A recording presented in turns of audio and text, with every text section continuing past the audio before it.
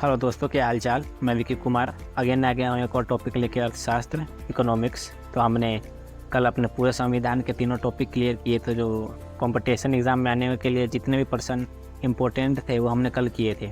तो आज हम करेंगे अर्थशास्त्र का, जो कंपटीशन या फिर कोई सा भी वनडे एग्ज़ाम में आने का आते रहेंगे। एक दो क्वेश्चन हमेशा आते ही हैं। तो चलिए शुरू करते हैं आज के क्वेश्चन, ध्यान से देखिएगा। तो आज के पहले क्वेश्चन की तरफ चलते हैं। आज का पहला क्वेश्चन है, भारत की आर्थिक नीति कौन तैयार करता है? तो भारत की आर्थिक नीति वित्त मंत्रालय तैयार करता है। इस क्वेश्चन का आंसर होगा ऑप्शन नंबर सी, वित्त मंत्रालय भारत की आर्थिक नीति को तैयार करते हैं। अगला क्वेश्चन पे चलते हैं।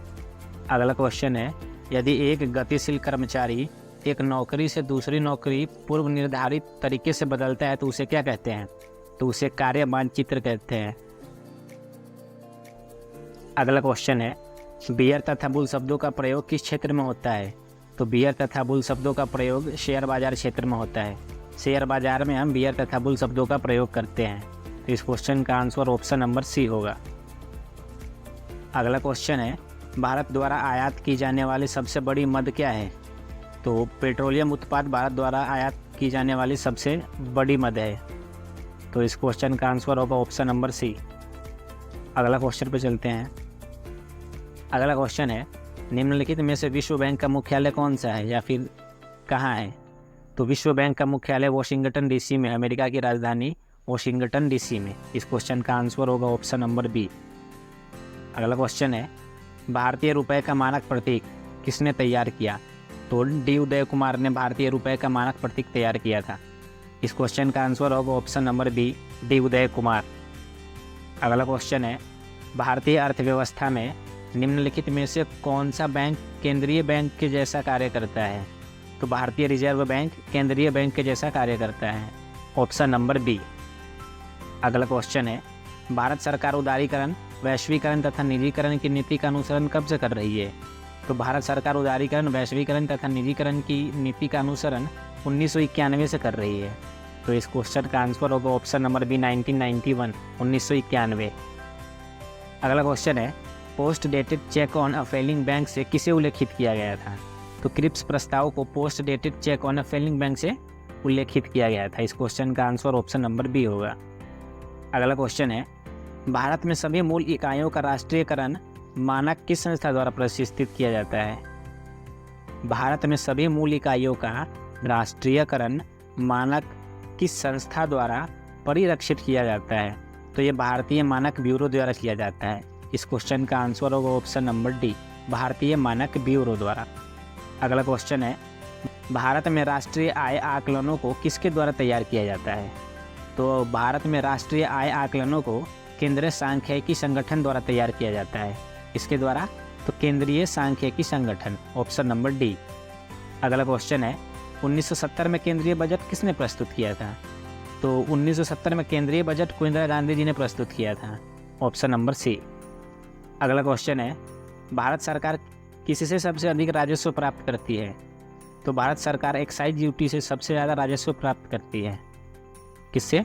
एक्साइज ड्यूटी से। तो इस क्वेश्चन का आंसर होगा option number B. Next question है, वित्त और बैंकिंग में निम्नलिखित में से किस पदावली का प्रयोग किया जाता है?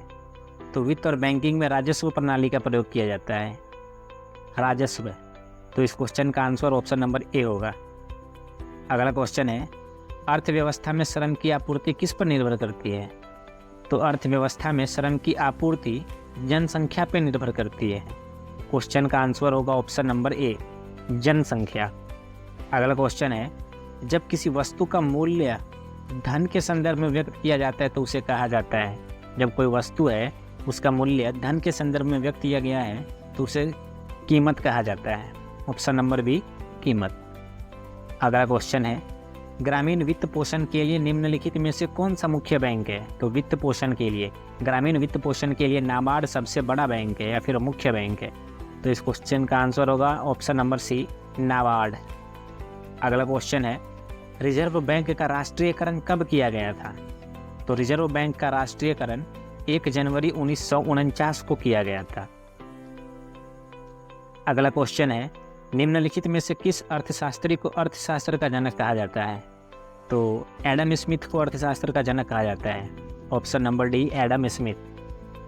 अगला क्वेश्चन है, भारत में पंचवर्षीय योजना की धारणा शुरू की थी, किसने शुरू की थी?